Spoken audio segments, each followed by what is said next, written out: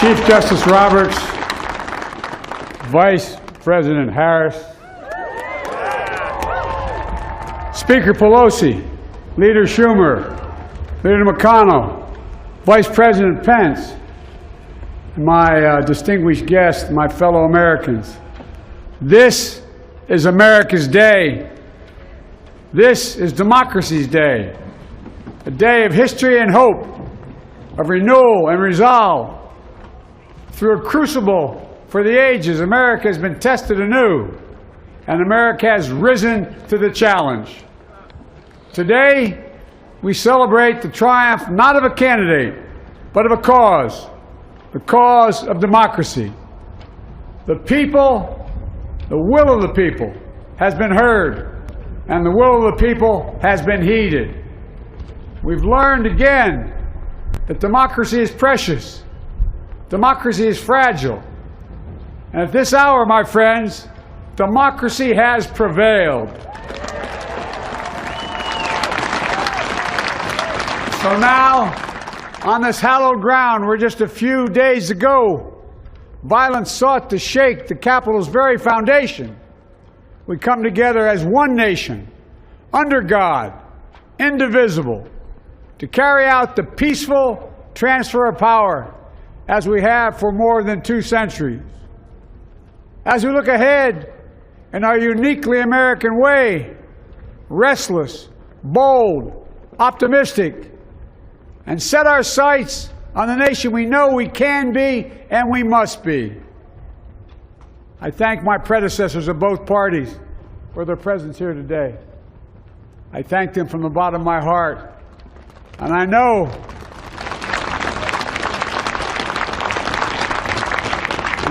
the resilience of our Constitution and the strength of our nation, as does President Carter, who I spoke with last night, who cannot be with us today, but whom we salute for his lifetime in service.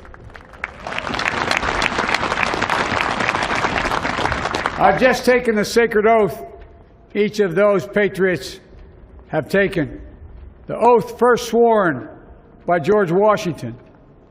But the American story depends not on any one of us, not on some of us, but on all of us, on we the people who seek a more perfect union. This is a great nation. We are good people.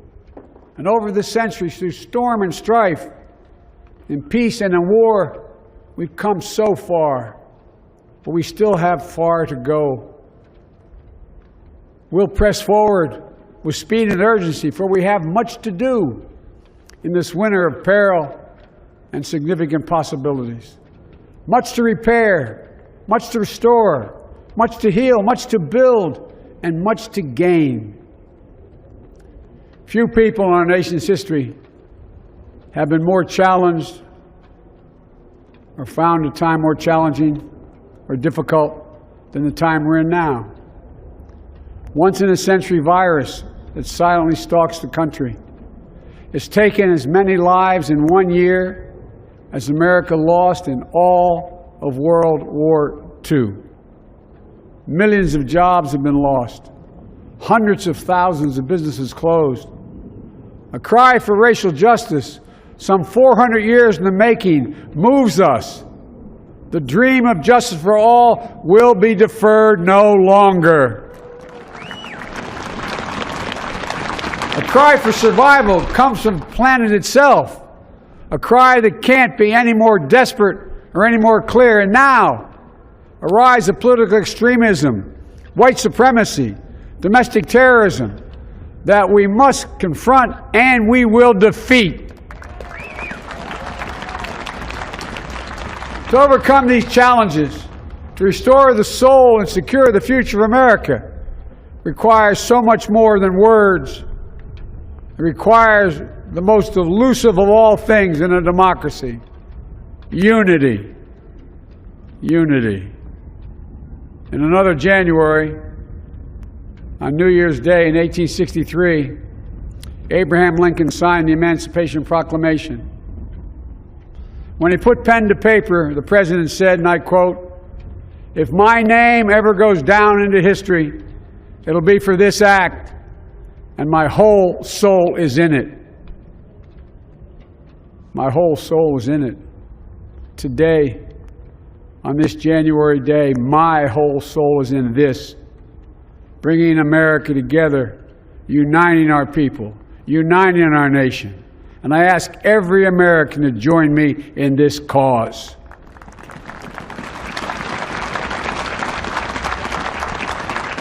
Uniting to fight the foes we face: anger, resentment and hatred, extremism, lawlessness, violence, disease, joblessness, and hopelessness. With unity, we can do great things, important things. We can right wrongs. We can put people to work in good jobs. We can teach our children in safe schools. We can overcome the deadly virus. We can reward work and rebuild the middle class and make health care secure for all. We can deliver racial justice, and we can make America once again the leading force for good in the world. I know speaking of unity can sound to some like a foolish fantasy these days. I know the forces that divide us are deep and they are real. But I also know they are not new. Our history has been a constant struggle between the American ideal that we're all created equal and the harsh, ugly reality that racism, nativism, fear, demonization have long torn us apart. The battle is perennial, and victory is never assured. Through Civil War, the Great Depression, World War, 9/11, through struggle, sacrifice, and setbacks, our better angels have always prevailed. In each of these moments, enough of us have come together to carry all of us forward. And we can do that now. History, faith, and reason show the way of unity. We can see each other not as adversaries, but as neighbors. We can treat each other with dignity and respect. We can join forces, stop the shouting, and lower the temperature. For without unity, there is no peace, only bitterness and fury. No progress, only exhausting outrage. No nation, only a state of chaos. This is our historic moment of crisis and challenge, and unity is the path forward. And we must meet this moment as the United States of America. If we do that, I guarantee you we will not fail. We have never, ever, ever, ever failed in America when we've acted together. And so today, at this time, in this place, let's start afresh, all of us. Let's begin to listen to one another again, hear one another, see one another, show respect to one another. Politics doesn't have to be a raging fire, destroying everything in its path. Every disagreement doesn't have to be a cause for total war. And we must reject the culture in which facts themselves are manipulated and even manufactured.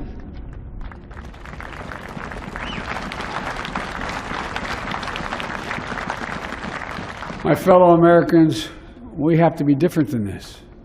America has to be better than this. And I believe America is so much better than this. Just look around. Here we stand in the shadow of the Capitol Dome, as was mentioned earlier, completed amid the Civil War, when the Union itself was literally hanging in the balance. Yet we endured. We prevailed. Here we stand, looking out on the great mall where Dr. King spoke of his dream. Here we stand where 108 years ago, at another inaugural, thousands of protesters tried to block brave women marching for the right to vote. And today, we mark the swearing in of the first woman in American history elected to national office, Vice President Kamala Harris. Don't tell me things can't change. Here we stand across the Potomac from Arlington Cemetery, where heroes who gave the last full measure of devotion rest in eternal peace. And here we stand, just days after a riotous mob thought they could use violence to silence the will of the people, to stop the work of our democracy, to drive us from this sacred ground. It did not happen. It will never happen. Not today, not tomorrow, not ever. Not ever.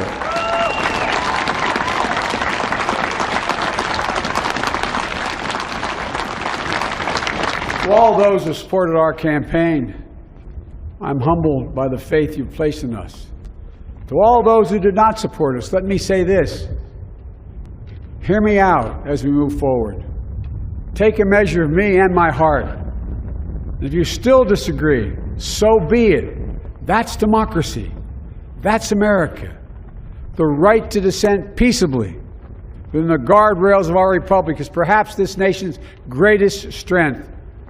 Yet hear me clearly. Disagreement must not lead to disunion. And I pledge this to you. I will be a president for all Americans. All Americans.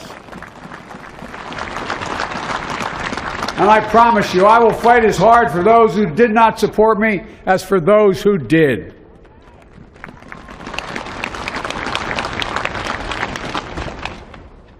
Many centuries ago, St. Augustine, a saint of my church, wrote that a people was a multitude defined by the common objects of their love. Defined by the common objects of their love. What are the common objects we as Americans love that define us as Americans? I think we know. Opportunity, security, liberty, dignity, respect, honor, and yes, the truth. Recent weeks and months have taught us a painful lesson. There is truth and there are lies. Lies told for power and for profit. And each of us has a duty and a responsibility as citizens, as Americans, and especially as leaders. Leaders who have pledged to honor our Constitution and protect our nation, to defend the truth and defeat the lies. Look, I understand that many of my fellow Americans view the future with fear and trepidation. I understand they worry about their jobs. I understand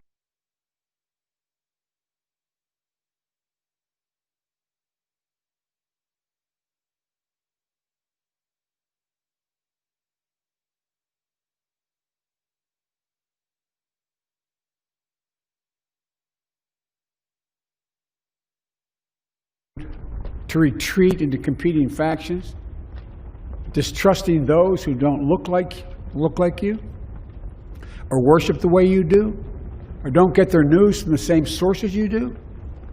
We must end this uncivil war that pits red against blue, rural versus urban, conservative versus liberal. We can do this if we open our souls instead of hardening our hearts, if we show a little tolerance and humility, and if we're willing to stand in the other person's shoes, as my mom would say, just for a moment, stand in their shoes. Because here's the thing about life. There's no accounting for what fate will deal you. Some days, when you need a hand. There are other days when we're called to lend a hand. That's how it has to be. That's what we do for one another. And if we are this way, our country will be stronger, more prosperous, more ready for the future. And we can still disagree. My fellow Americans, in the work ahead of us, we're going to need each other. We need all our strength to persevere through this dark winter. We're entering what may be the toughest and deadliest period of the virus. We must set aside politics and finally face this pandemic as one nation. One nation. And I promise you this, as the Bible says, weeping may endure for a night, but joy cometh in the morning. We will get through this together. Together. Look, folks, all my colleagues I serve with in the House and the Senate up here, we all understand the world is watching all of us today. So here's my message to those beyond our borders. America has been tested, and we've come out stronger for it. We will repair our alliances and engage with the world once again. Not to meet yesterday's challenges, but today's and tomorrow's challenges. And we'll lead not merely by the example of our power, but by the power of our example.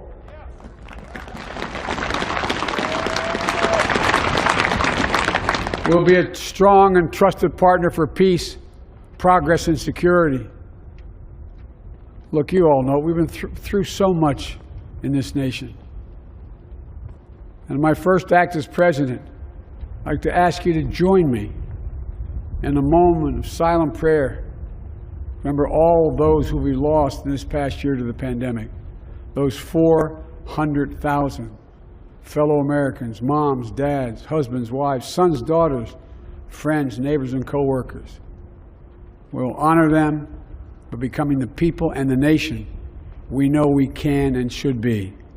So I ask you, let's say a silent prayer for those who've lost their lives and those left behind, and for our country.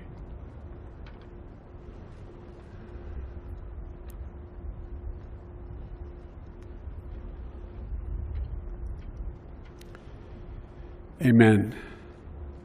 Folks, this is a time of testing. We face an attack on our democracy and on truth, a raging virus, growing inequity, the sting of systemic racism, a climate in crisis, America's role in the world. Any one of these would be enough to challenge us in profound ways. But the fact is, we face them all at once, presenting this nation with one of the gravest responsibilities we've had. Now we're going to be tested. Are we going to step up, all of us? It's time for boldness, for there's so much to do. And this is certain. I promise you, we will be judged, you and I, by how we resolve these cascading crises of our era. We will rise to the occasion is the question. Will we master this rare and difficult hour? Will we meet our obligations and pass along a new and better world to our children? I believe we must. I'm sure you do as well. I believe we will. And when we do, we'll write the next great chapter in the history of the United States of America, the American story. A story that might sound something like a song that means a lot to me. It's called American Anthem. And there's one verse that stands out, at least for me, and it goes like this. The work and prayers of century have brought us to this day. What shall be our legacy? What will our children say? Let me know in my heart when my days are through. America, America, I gave my best to you. Let's us add our own work and prayers to the unfolding story of our great nation. If we do this, then when our days are through, our children and our children's children will say of us, they gave their best, they did their duty, they healed a broken land. My fellow Americans, I close the day where I began, with the sacred oath. Before God and all of you, I give you my word. I will always level with you. I will defend the Constitution. I'll defend our democracy. I'll defend America. And will give all of you, keep everything I do in your service, thinking not of power, but of possibilities, not of personal interest, but the public good. And together we shall write an American story of hope, not fear, of unity, not division, of light, not darkness, a story of decency and dignity, love and healing, greatness and goodness. May this be the story that guides us, the story that inspires us, and the story that tells ages yet to come that we answered the call of history. We met the moment. Democracy and hope, truth and justice did not die in our watch but thrived. That America secured liberty at home and stood once again as a beacon to the world. That is what we owe our forebears, one another, and generation to follow. So, with purpose and resolve, we turn to those tasks of our time, sustained by faith, driven by conviction, and devoted to one another and the country we love with all our hearts. May God bless America, and may God protect our troops. Thank you, America.